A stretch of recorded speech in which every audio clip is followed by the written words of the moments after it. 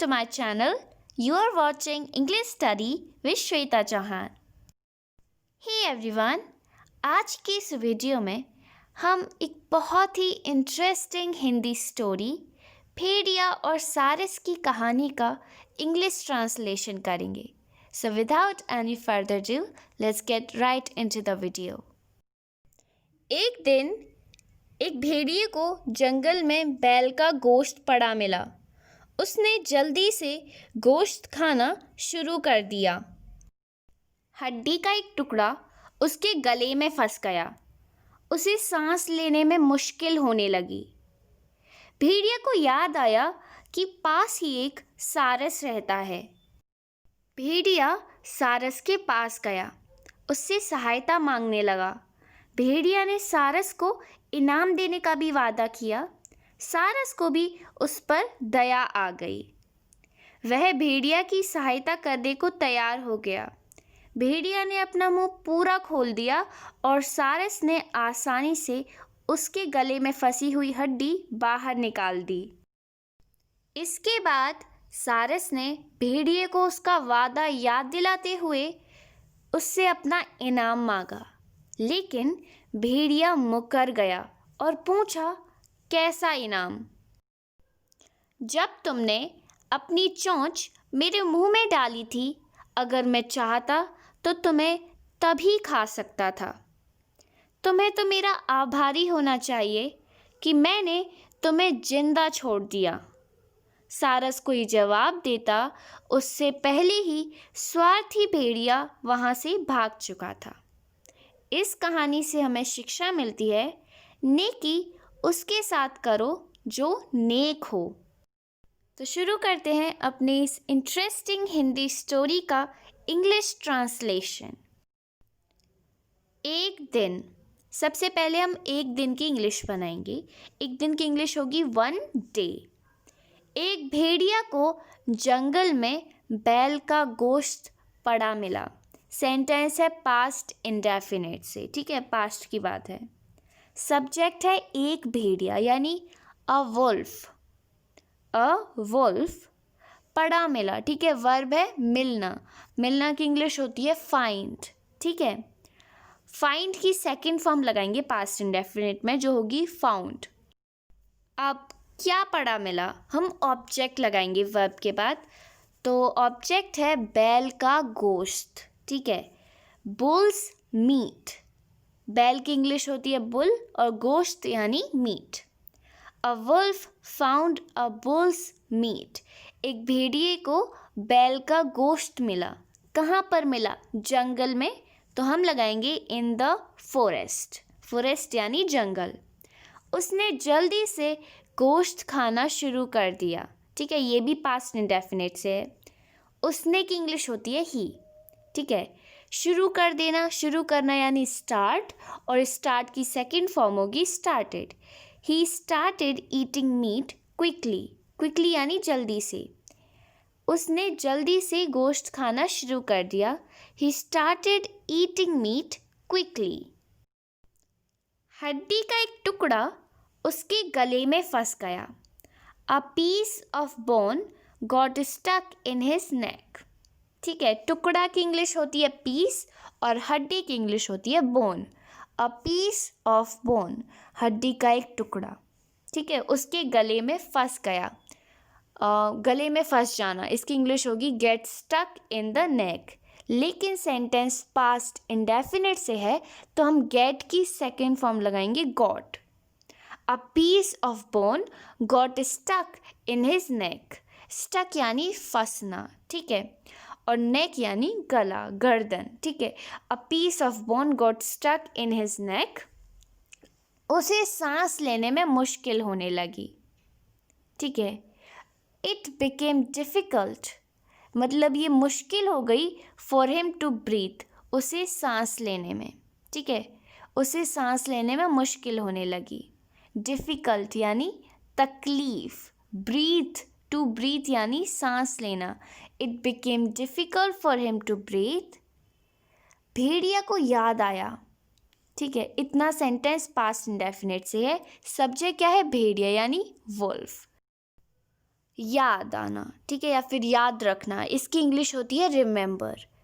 और सेंटेंस है past indefinite का, तो हम रिमेंबर्ड यानी सेकंड फॉर्म लगाएंगे।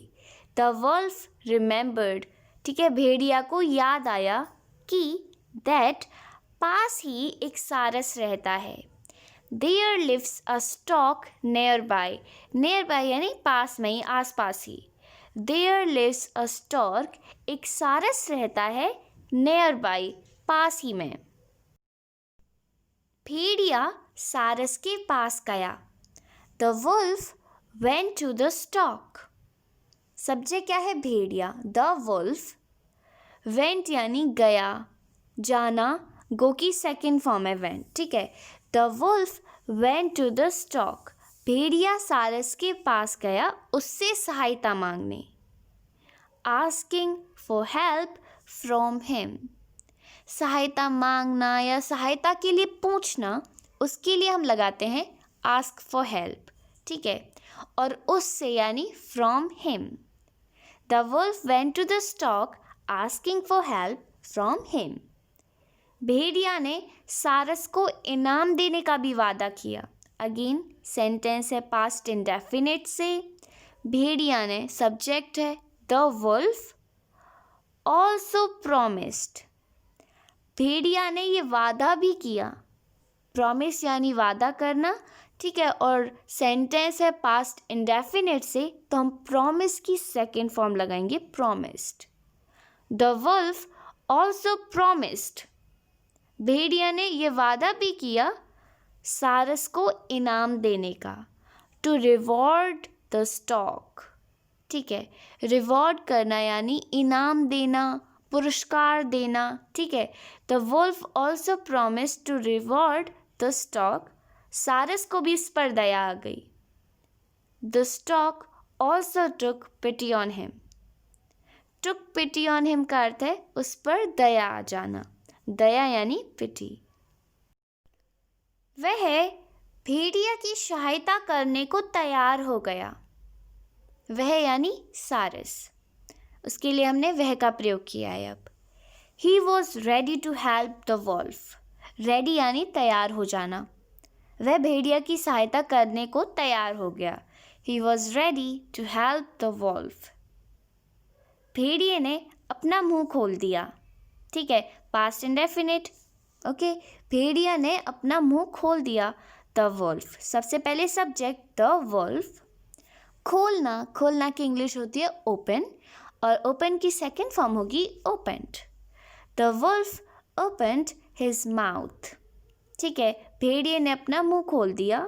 और एंड सारस ने आसानी से उसके गले में फंसी हड्डी बाहर निकाल दी। अब सेंटेंस है पास्ट इंडेफिनिट का, लेकिन थोड़ा लॉन्ग है। सारस ने, सारस यहाँ पर सब्जेक्ट है। The stork easily pulled out the trapped pawn from his neck. easily यानी आसानी से। easily को आप सेंटेंस के अंत में भी लिख सकते हैं या फिर ट्रैप्ड बोन के अंत में लिख सकते हैं, ठीक है। The stork easily pulled out, pull out यानी खींचना या बाहर निकाल देना। The stork easily pulled out the trapped pawn from his neck. Trap pawn यानी फंसी हुई हड्डी। ट्रैप का अर्थ होता है फंसना, ठीक है, या फिर फंसी हुई। तो स्टॉक ईजली पुल्ड आउट, सारस ने आसानी से बाहर निकाल दी। ट्रैप पॉन, फंसी हुई हड्डी, फ्रॉम हिज नेक, उसके गले में से। इसके बाद सारस ने भेड़िए को उसका वादा याद दिलाते हुए उससे अपना इनाम मांगा। The stork then reminds the wolf of his promise. यहाँ पर देन, जो स्टॉक के बाद देन का प्रयोग हुआ है, इसका अर्थ है बाद में, इसके बाद, ठीक है। द स्टॉक, सारस, देन रिमाइंड द वुल्फ, इसके बाद सारस ने भेड़िए को याद दिलाते हुए कहा या फिर याद दिलाया उसका वादा, his promise. The stork then remind the wolf of his promise. इसके बाद सारस ने भेड़िए को उसका वादा याद दिलाया। ठीक है, याद दिलाना यानी रिमाइंड। और and ask for his reward, और अपना इनाम मांगा, अपने इनाम के लिए पूछा।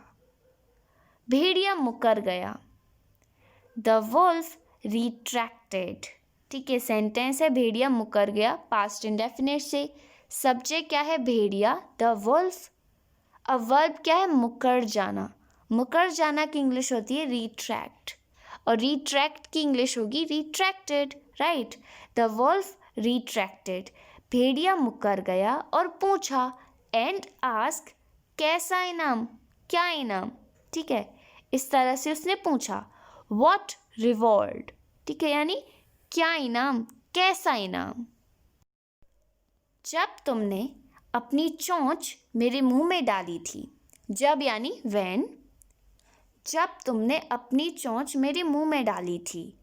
When you put your beak in my mouth. Put यानी रखना, ठीक है, या फिर डालना। जब when you put your beak, जब तुमने अपनी चोंच रखी या फिर डाली। बीक यानी चोंच। इन माई माउथ, मेरे मुंह में।